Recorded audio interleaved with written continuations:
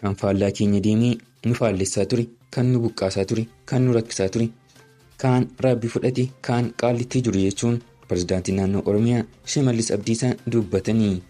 Gama biraatiin immoo aartist Ittiiqaa Tafarii gaaffiif deebii BBC Afaan Oromoo duukaa taasiseen nuti aartistoota Oromooti malee teeppii miti kan yeroo barbaadan nu cufanii nu banatan jechuun dubbatee jira. Walhimannaa hooggantoota ABO irratti boordiin filannoo biyyaalessaa yaada furmaata taa'ee jedhee dhiheessee jira. Guutuu oduu kana qindeeffannee jirra, hanga xumuraatti nu waliin taha. Harka fuuni hordoftootaa fi maatiiwwan Oromiyaa Magaazin bakka jirtan maratti nagaan kusinaa qaqqabu jechaa odeeffannoo guyyaa har'aa qindeeffadhee qabadhee dhiyaadheen jira. Hanga xumura qophii kanaatti viidiyoo kana laayik sheer gochuutiin warreen chaanaali keenya Oromiyaa Magaazin sabskiraayib goon immoo sabskiraayib gochuutiin akka nu waliin turtan isin affeera.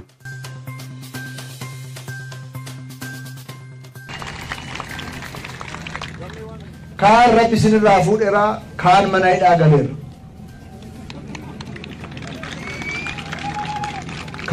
Kan nu buqqisaa ture, kan nu qaanessaa ture,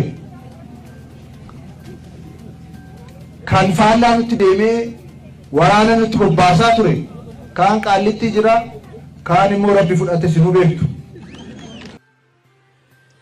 Pirezidaantiin naannoo Oromiyaa Shimallis Abdiisaa qophii tamsaasa kallattii sirna ijaarsa eegalsiisuu gidduu gala gabaa Jimaa Awwadaay OBN irraa taasifamaa ture irratti kan faallaa keenya deemee nu faallessaa ture, kan nu buqqaasaa ture, kan nu rakkisaa ture, kaan rabbi fudhate, kaan qaallitti jiru jechuun dubbatanii jiru.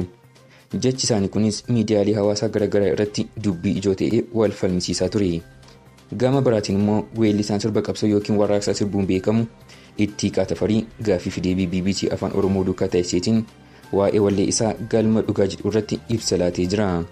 Waa'ee wallee kanaa yaadni gaarii naaf dhiyaateera kan jedhu Ittiiqaan qabiyyeen wallee kanaa maal akka ta'e BBC'tti himee jira. Galmi dhugaa bilisummaa Oromooti. Kaayyoo gootonni Oromoo itti wareegamanii fi kan Oromoon hawwee dhabe aarsaa kamuu haa gaafatu guyyaa tokko argachuu kan danda'u bilisummaa keenyadha kan jedhe Ittiiqaan.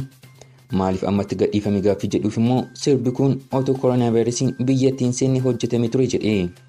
Yeroo komaand poostii Wallaggaa fi Gujiitti labsame sana hojjetame kan jedhe Ittiiqaan naannolee Oromiyaa gargar hiramanii kaan komaand poostii jala seenee kaan akka bilisoometti himamu uummata addaan qooduu irratti hojjetamaa ture jedha.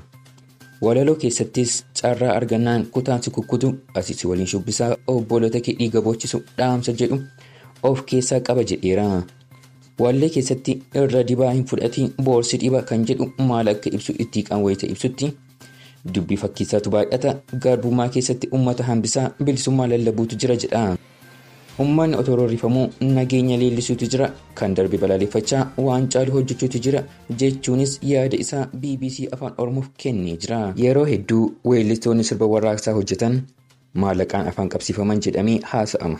Garuu nuti aartistoota Oromoo booruu jireenya gaarii jiraanna jennee waan hojjennee hin qabnu. Nuti aartistii Oromooti malee teeppii miti kan yeroo barbaadan bananii nu cufan. Dhugaa uummataa dubbachaa jiraanna, dhugaa dubbachaatu duuna jechuun aartistii Tafarii kaayyoo isaa dubbatee jira. Gama biraatiin immoo waldhibdee adda bilisummaa Oromoo keessa jiru ilaalchisuun boordiin filannoo biyyaalessaa marii taasiseen gareen lamaanuu bakka bu'oota filatanii akka ergan murteessuu beeksisee jira.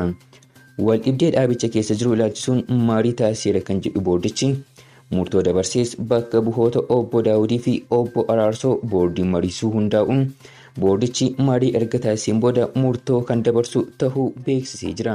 Hordoftootaa fi maatiiwwan Oromiyaa Magaazin odeeffannoon ammaaf isiniif qabadhee dhiyaadhe kana fakkaata ture. Hanga xumuraatti na duukaa ta'uu keessaniif galatoomaa isiniin jecha hanga odeeffannoo biraan walitti deebinutti nagaatti.